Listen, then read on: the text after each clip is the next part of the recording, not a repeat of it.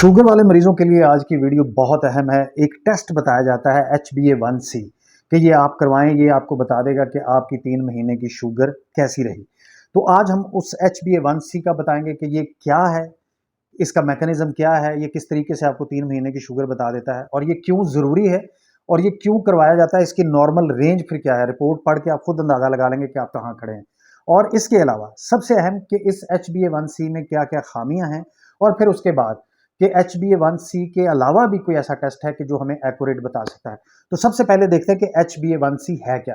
दोस्तों, हमारा जो खून है इसमें RBC होते हैं, रेड ब्लड सेल, और उनके अंदर होता है, उनके साथ जुड़ा होता है हीमोग्लोबिन, जो कि एक प्रोटीन है, जो कि एक पिगमेंटेशन है। और हीमोग्लोबिन का काम है कि वो फेफड़ों से ऑक्सीजन लेके हमारे जिस्म के तमाम हिस्सों तक पहुंचाता है। तो जब हमारे खून में ग्लूकोज आ जाता है, ग्लूकोज ज़्यादा होता है, तो वो हीमोग्लोबिन के साथ रिएक्ट करता है। जैसे लोहे को नमी के साथ जंग लगता है, इस तरीके से हीमोग्लोबिन ग्लूकोज के साथ रिएक्ट करता है। और उससे जो रिएक्ट करने के बाद हीमोग्लोबिन की जो शक्ल सामने आती है, उसे कहते हैं ग्लाइकेटेड ह्यूमन ग्लोबिन, यानी कि ग्लाइकेशन प्रोसेस कहते हैं। और फिर जब हम वो टेस्ट करते हैं, जब उसका ब्लड सैंपल लेके उसको चेक करते हैं, तो चूंकि हीमोग्लोबिन का लाइफ स्पैन जो है, रेड ब्लड सेल का लाइफ स्पैन है, वो 60 दिन से लेके 120 दिन तक है। तो मतलब ये कि जब हम किसी भी मौके पर वो टेस्ट करेंगे ब्लड सैंपल लेके, तो वो हमें बता देगा, क्योंकि उसका लाइफ स्पैन तो 3 महीने है, तो वो हमें बता देगा कि पिछले 2 महीने या 3 महीने में जो ग्लाइकेटेड ह्यूमन ग्लोबिन है उसकी तादाद कितनी है। उस हवाले से वो हमें गाइड कर देगा।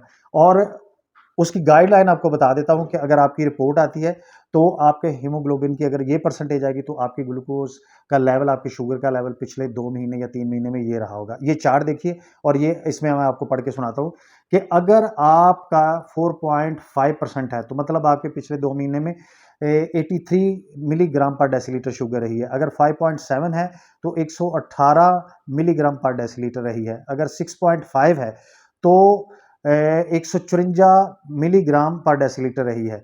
और अगर 7% है तो 171 मिलीग्राम पर डेसीलीटर रही है। अगर 8% है तो 208 मिलीग्राम पर डेसीलीटर रही है। और अगर 9% है HbA1c की रीडिंग है, तो फिर आपकी पिछले 3 महीने शुगर रही है 243। अच्छा, ये कब करवाना चाहिए? अब सवाल ये आता है, और ये क्यों करवाना चाहिए? पहली बात तो यह है कि जो हम शुगर चेक करवाते हैं ना, रैंडम फास्टिंग, कहीं गए जी ये शुगर चेक कर दें, सुबह उठे खुद चेक कर ली, वो टेस्ट हमें धोखा दे सकता है। क्योंकि हो सकता है उस वक्त हमारा शुगर लेवल वो ना हो, क्योंकि हमारा तमाम दिन शुगर लेवल बदलता रहता है, हर हफ्ते बदलता रहता है, हर महीने बदलता रहता है, क्योंकि हमारा लाइफस्टाइल बदलता रहता है। कभी हम एक्सरसाइज करते हैं, कभी एक्टिव होते हैं, कभी नॉन एक्टिव होते हैं, कभी मीठा ज़्यादा लेते हैं, कभी कम लेते हैं। तो ये टेस्ट हमें धोखा देता है जो हम रैंडम या फास्टिंग करवाते हैं। तो ये इस वजह से करवाते हैं कि इसमें हमें एग्जैक्ट पता चल जाता है कि हम पिछले 3 महीने में एवरेज शुगर हमारी कहाँ खड़ी रही है। और ये करवाते किस शक्ल में है? अब शुगर वाले मरीज का HbA1c इसलिए करवाते हैं कि उसके ट्रीटमेंट की मॉनिटरिंग रहे कि इलाज से उसको कितना फर्क पड़ रहा है, और जिसमें हमने डायग्नोज करनी है उसका हमें एग्जैक्ट आइडिया हो जाए कि इसकी पिछले 3 महीने में ये रही है, लिहाजा इसको शुगर है या नहीं है। तो इसमें यह भी सबसे अहम है कि जब हम ये कहते हैं कि इसको शुगर नहीं है, अगर तो आपका 4.7 से लेके 5.2 तक है, तो आप नॉर्मल हैं, आपको शुगर नहीं है। लेकिन अगर आपका 5.2 से लेके 6.2 तक है, तो फिर आप प्री डायबिटिक हैं। लेकिन अगर आपका 6.2 से लेके ऑनवर्ड आगे है, तो फिर आपको शुगर हो चुकी है।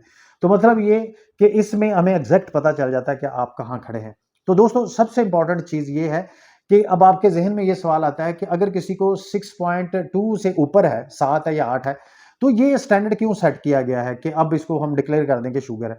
वो दोस्तों इस वजह से कि एक बाकायदा स्टडी की गई है, जिनकी शुगर मुसलसल जिनका HbA1c यानी कि 7 पॉइंट के करीब आता है, 6.5 से ऊपर आता है, यानी कि उनकी शुगर 200 से अबव रही होती है, तो उनमें रिटेनोपैथी यानी कि उनकी आंखों का कमजोर होना, नैरोपैथी यानी कि पाँव के पट्ठों में ऑक्सीजन का पूरा सप्लाई ना होना, उसमें मसाइल आना, फिर उनकी किडनी के इश्यूज, यानी कि जो शुगर होने की वजह से कॉम्प्लिकेशन है वो सामने आ जाती हैं।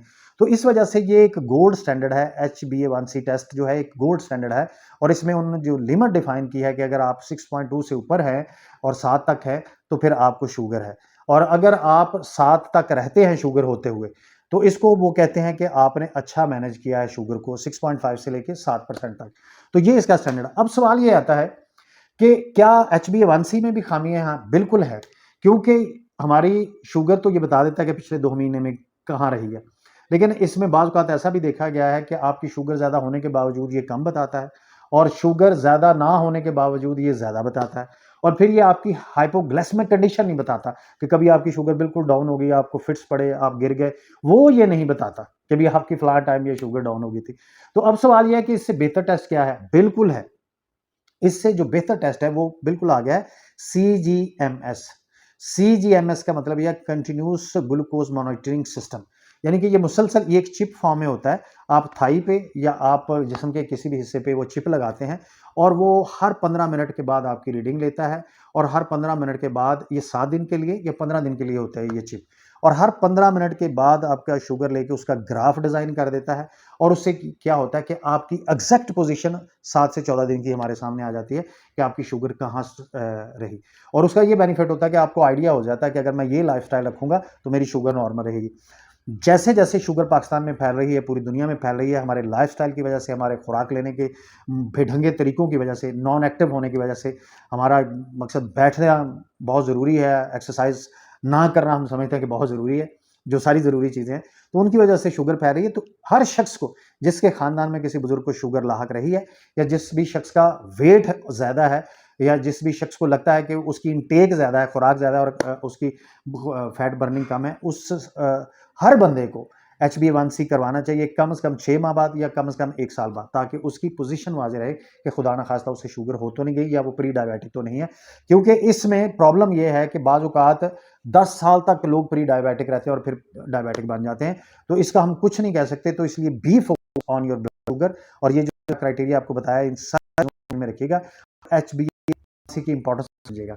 अल्लाह हम सबको ज़हनी और जिस्मानी सेहत से नवाज़े और ज़हनी और जिस्मानी हर किस्म की बीमारी से हमें महफूज फरमाए। आमीन सुमा।